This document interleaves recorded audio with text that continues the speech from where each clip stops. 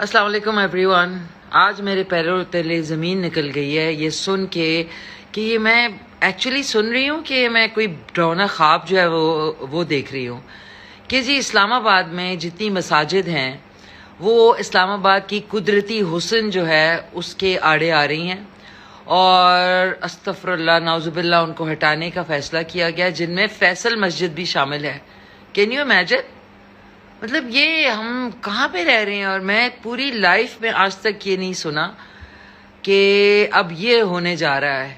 मतलब ये लोग कौन है भाई, कहाँ से ये किस तरह के फैसले हो रहे हैं कि अगर चले पुरानी तो आप टर्की की तरह पैसा खर्च करें ना, जितना पैसा और चीज़ों पे खर्च करते हैं, ब्यूटिफिकेशन पे, मसाजिद पे भी करें, उनको खूबसूरत बनाएं।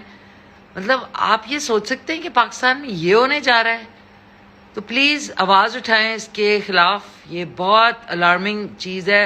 वैसे ही अल्लाह ताला हमारी जो सोसाइटी का इस वक्त हाल हो गया है उसके ऊपर क्या सोच रहे हैं। और अल्लाह का, ये अल्लाह की ज़मीन है और ये अल्लाह ताला की मसाजिद हैं, और आप लोग कौन होते हैं इन मसाजिद को हटाने वाले?